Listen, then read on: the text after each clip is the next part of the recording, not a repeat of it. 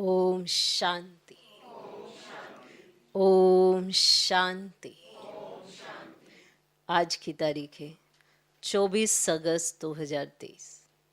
साकार महावाक्य। बाबा कहते, मीठे बच्चे, अव्यभिचारी याद से ही तुम्हारी अवस्था अचल अडोल बनेगी।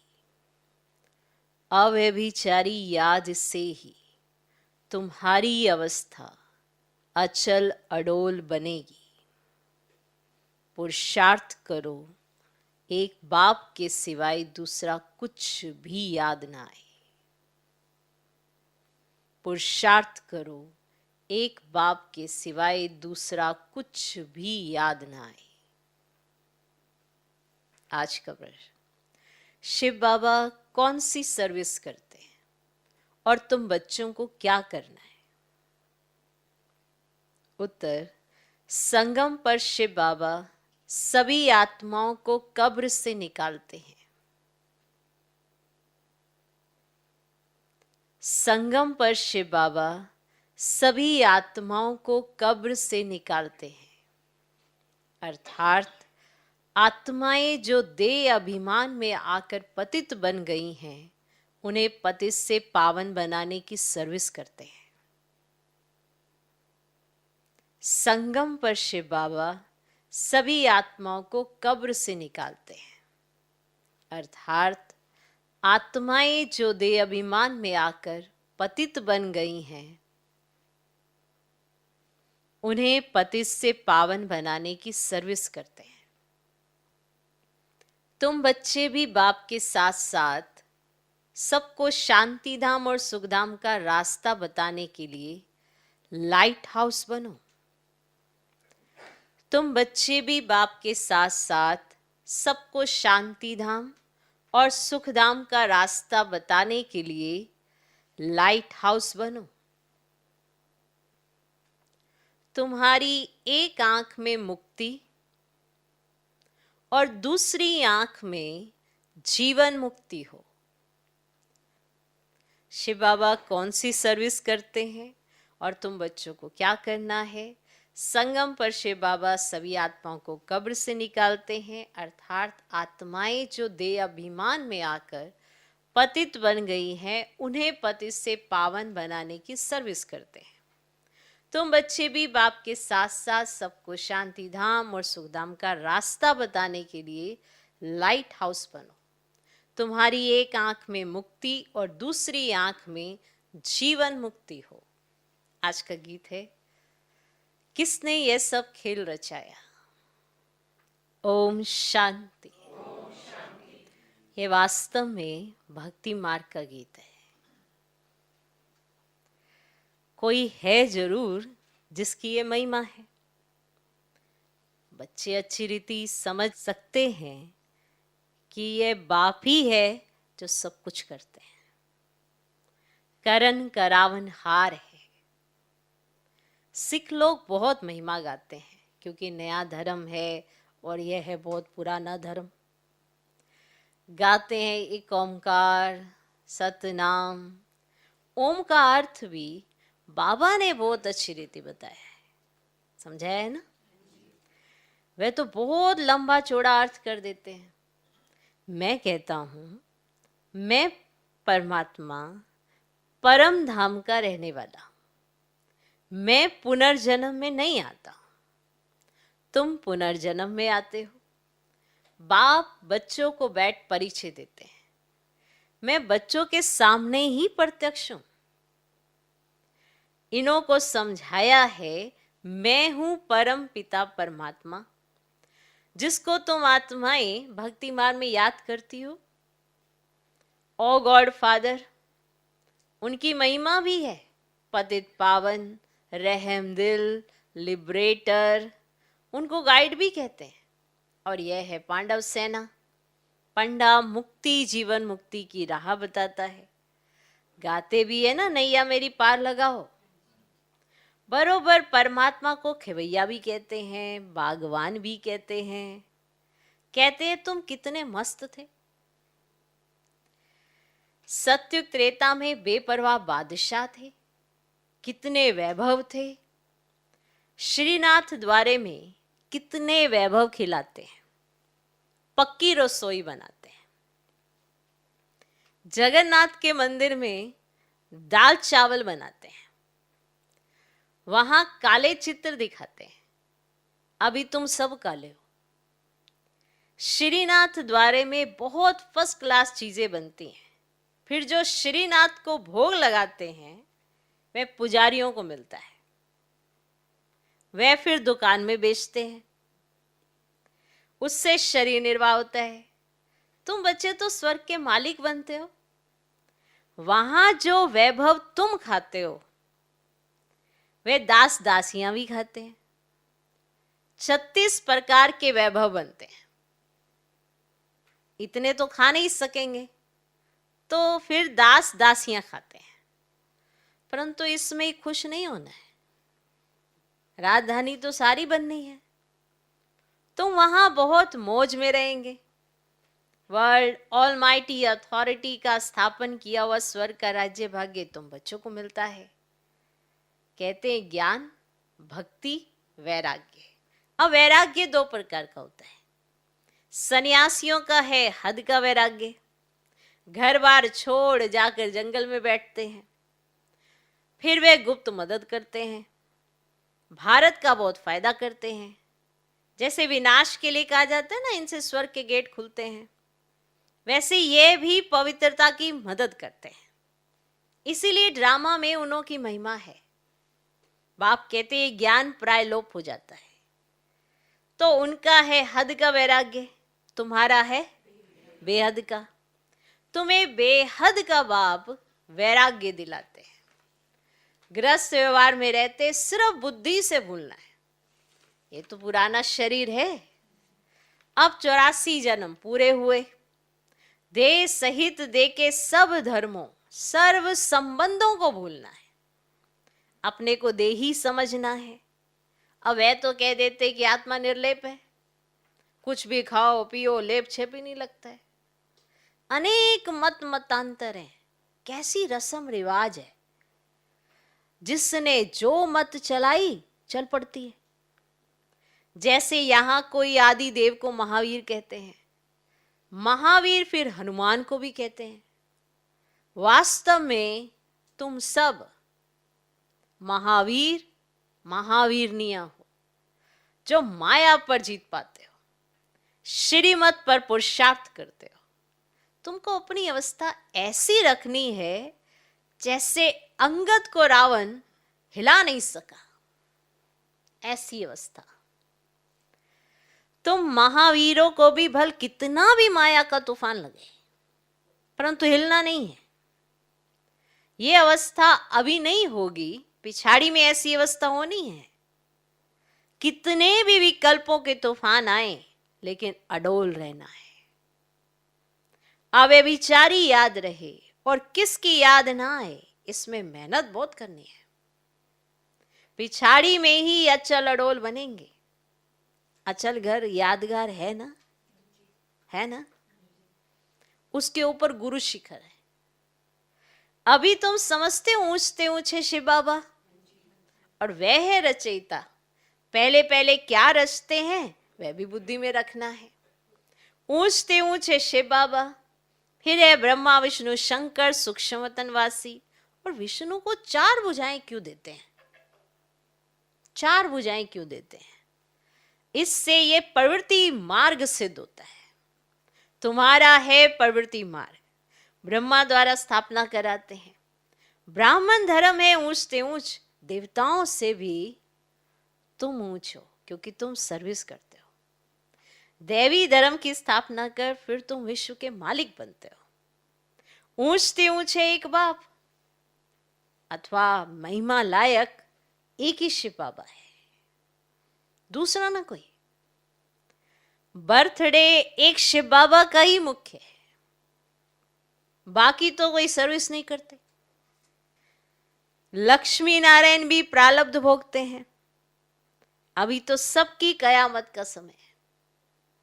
पहले पहले भक्ति भी शुरू होती है ना एक बाप की, और वह है अव्यभिचारी भक्ति। अभी तो बिल्कुल व्यभिचारी बन गए हैं, तुम शिव बाबा से लेकर सभी के ऑक्यूपेशन को जानते हो। अभी तुम प्रैक्टिकल में बाबा के पास बैठे हो, जानते हो कि हम फिर से भारत को स्वर्ग बना रहे हैं। जो बनाते हैं वही फिर राज्य करेंगे। फिर वहां लक्ष्मी नारायण की डिनाइस्टी चलती है, फिर राम की। अब उनकी क्या पूजा करें, उनको तो नीचे उतरना ही है। प्रारब्ध भोग पूरी की, बस तुम ही पूज्य से पुजारी बनते हो। तुम जानते हो कि भक्ति मार्ग में क्या होता है, 63 जन्म कैसे लेते हैं। अभी तुम ब्राह्मण हो, फिर ब्राह्मण से देवता, क्षत्रिय, वैश्य, शूद्र वर्णों में आएंगे। ये ड्रामा अनादि बना हुआ है, कोई रोक नहीं सकता। बाजोली खेली जाती है ना, आप तीर्थों पर बाजोली खेलते जाते हैं। आगे बाजोली का बहुत बड़ा प्रभाव था। अभी तो अनेक मतें निकल पड़ी हैं, सिवाय एक बाप की और कोई मुक्ति, जीवन मुक्ति दे ही नहीं सकता। अभी तो बहुत सारी मतें हैं ना, पर ये भी पता होना चाहिए कि सिवाय एक बाप के मुक्ति, जीवन मुक्ति कोई दे ही नहीं सकता। अब तुम्हारी एक आंख में है मुक्ति और दूसरी आंख में है जीवन मुक्ति। बुद्धि कहती है हम लाइट हाउस है। क्या है? क्या है? तुम हो मनुष्य को रास्ता दिखाने वाले लाइट हाउस। पहले पहले जाना है स्वीट होम, अभी नाटक पूरा होना है। तुम बच्चे जानते हो कि ये सच्ची गीता आदि क्यों बनाते हैं? जानते हो? जो कच्चे हैं वे पढ़कर पक्के बने, तो बाकी तो ये सब खत्म हो जाने हैं। फिर वही गीता आदि निकलेगी और गीता का एक श्लोक उठाकर उसका अर्थ करते जाते हैं। अब गीता में तो है भगवानुवाच। अब गीता भगवान ने सुनाई थी परंतु समझते नहीं है। और बाप कहते मैं इन शास्त्रों से नहीं मिलता हूँ, जब भक्ति पूरी होती है तब मैं आता हूँ। और ज्ञान है दिन और भक्ति है रात। आधा कल्प है रावण का राज्य, और रावण देखने में नहीं आता है, बुद्धि से समझ सकते हैं कि इनमें काम का भूत, क्रोध का भूत है। ये अशुद्ध अक्षर सत्युग में काम में नहीं आते हैं। जो अशुद्ध अक्षर है ना, ये सत्युग में काम ही नहीं आते हैं। अब यहाँ तो एक दो को गाली देते रहते हैं, अब ये सब बातें सत्युग में नहीं होती। अभी तुम समझते हो बाप पतित पावन स्वर्ग का रचयिता है। स्वर्ग रचकर फिर अपने को छिपा लेते हैं। इनको कोई भी जान नहीं सकता। भल शिव का चित्र है परंतु पता कुछ भी नहीं है। शिव बाबा कब आया, कैसे आया, ब्रह्मा विष्णु शंकर का क्या राज है, वे कहाँ रहते हैं, और लक्ष्मी नारायण को सत्युग में इतनी ऊंच राजाई कैसे मिली, और कलयुग में तो है ही नहीं, तो कैसे वे राजाई पाते, ये सब अब तुम समझते हो। तो बच्चों को बाप से अच्छी रीति पढ़कर फिर औरों को पढ़ाना है। बाप सभी बच्चों को कहते हैं ना कि मेरे सिकिलदे बच्चे, ओ मेरे शालिग्रामों, मैं इस शरीर में आकर तुमको समझाता हूं। इस ब्रह्मा का तन लोन लिया हुआ है, लिया है ना, इस ब्रह्मा का तन लिया हुआ है। ब्रह्मा से ब्राह्मण पैदा होते हैं, और कोई सत्संग में ऐसे कोई मना नहीं होती है, यहाँ मना करते हैं। विष पर ही झगड़े होते हैं, जिसके लिए बाप कहते हैं ये विष आदि मध्य अंत दुख देते हैं। ये है नंबर 1 दुश्मन। इस काम महाशत्रु को जीतो जिसने तुमको आदि मध्य अंत दुख दिया है। इसलिए कहते हैं पतित पावन हो। जानते हम पतित हैं तब तो जाकर पावन के आगे माथा टेकते हैं।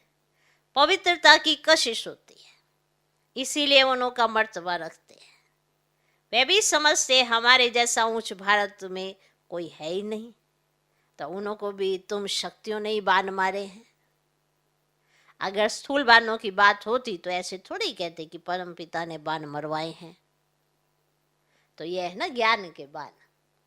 तुम हो ब्रह्मा कुमारियां, वह फिर ब्रह्म कुमारी कह देते हैं, है ना। ब्रह्म कुमारी को ब्रह्म कुमारियां कह देते हैं।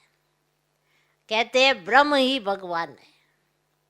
तो बाप कहते ये तुम्हारा भ्रम है। अब तुम्हारे पास सन्यासी लोग भी बहुत आते हैं, बड़े बड़े आदमी सन्यासियों के पास जाते हैं, बोलते हैं महात्मा जी चलिए हम आपको भोजन खिलाएं। बहुत उनकी खातिरी करते हैं, पवित्रता की निशानी है ना। आजकल तो कई डाकू भी सन्यासी का वेश धारण कर लेते हैं। तुम तो बिल्कुल साफ हो और तुम हो भी राज ऋषि। अभी तुम ऊपर से नीचे तक समझ गए हो, माने जानते हो ना कि हम सो देवता लक्ष्मी नारायण बन प्रारब्ध भोगते हैं। तो आधा कल्प के बाद फिर जब और धर्म आते हैं ना, तो तब लड़ाइयाँ आधी लगती हैं। तो यह भी सब ड्रामा में है। तो मूल वतन, सूक्ष्म वतन, स्थूल वतन और सृष्टि के आदि मध्य अंत को जानकर नॉलेजफुल बन गए हो। चक्र को भी जान लिया है चक्रवर्ती राजा बनने के लिए।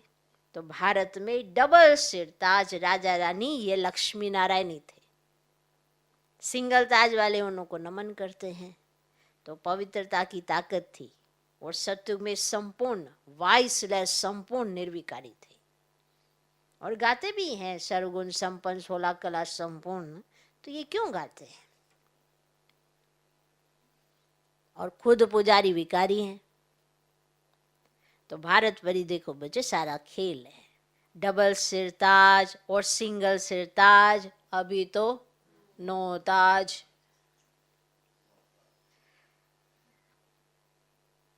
नो ताज और अभी है मोहताज।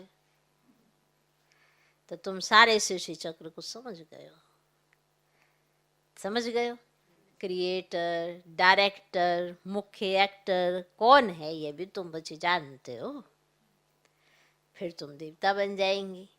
तो माया की जो कीचड़ लगी है ना, वे धोई जाती है। ये माया की कीचड़ लग गई है ना, तो तुम्हें धोया जाता है। कीचड़ लग गई ना माया की, तो इसीलिए वह धोई जाती है। बाप कहते मैं धोबी भी हूँ, बड़े ते बड़ा सोनार भी हूँ, और तुम्हारे जेवर को भी भट्टी में डालते हैं। तुम सच्चा जेवर बन जाएंगे। बाप बैरिस्टर भी है, सब कुछ बाबा है ना। धोबी भी, सोनार भी, बैरिस्टर भी है। और तुमको 5 विकारों की जेल से छुड़ाते, लिबरेट करते हैं। तुम रावण की जेल में हो, तो जेल से छुड़ाने के लिए वकालत सिखलाते हैं कि अपने को कैसे छुड़ाओ। तो बाबा बैरिस्टर भी है, वकालत भी सिखलाते हैं कि अपने को कैसे छुड़ाओ। तो बाप कहते मैं अपना कार्य कर तुमको राज्य भाग्य दे, फिर मैं गुम हो जाऊंगा। फिर मैं गुम हो जाऊंगा। समझा? तुमको राज्य भाग्य देता हूँ, स्वर्ग तुम्हें दे देता हूँ, और फिर मैं गुम हो जाता हूँ और तुम सुखी बन जाएंगे। तुम राजधानी ले लेंगे, फिर मैं वानप्रस्थ में बैठ जाऊंगा। अच्छा, सबसे भाग्यशाली कौन है? सबसे भाग्यशाली कौन है? और बाबा कहते हैं कि कन्याएं भाग्यशाली हैं। बाबा कहते मैं तो अपना फर्ज पालन करता। तुम पतित दुखी हो, पुकारते हो, तो बाप का फर्ज है ना बच्चों को मुक्ति, जीवन मुक्ति देना। ऐसा मुक्तिदाता और कोई नहीं। बाकी टाइटल वे लोग तो बहुत रखवाते हैं, परंतु है बिल्कुल रॉन्ग। और मनुष्यों के बिल्कुल ही विनाश काले विपरीत बुद्धि है। और तुम बच्चे बाबा बाबा कहते रहते हो। मनुष्य थोड़े इस राज को समझेंगे। वह समझेंगे शायद इस बाबा को याद करते हैं। न तुम बच्चे जानते हो कि अनेक बार बाबा ने हमको स्वर्ग का मालिक बनाया है। अब यह है ईश्वरीय जन्म। तो बाप कहते सिर्फ एक मुझे याद करो, इसमें ही मेहनत है।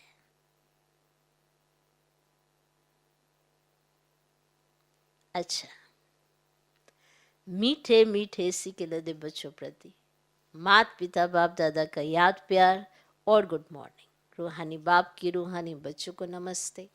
हम रूहानी बच्चों की भी रूहानी बाप को नमस्ते नमस्ते नमस्ते। Good morning good morning good morning. धारणा के लिए मुख्य सर पहला पॉइंट, बाप से अच्छी रीति पढ़कर औरों को पढ़ाना है। बाप से अच्छी रीति पढ़कर औरों को पढ़ाना है। लाइट हाउस बन सबको मुक्ति जीवन मुक्ति की राह दिखानी है। लाइट हाउस बन सबको मुक्ति जीवन मुक्ति की राह दिखानी है। दूसरा पॉइंट, एक बाप की अव्यभिचारी याद से अपनी अवस्था एक रस अचल अडोल बनानी है।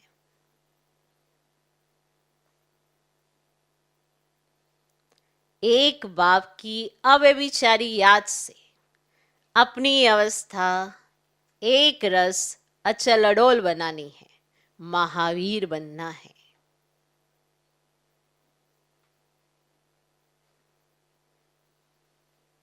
एक बाप की अव्यभिचारी याद से अपनी अवस्था एक रस अचल अडोल बनानी है, महावीर बनना है।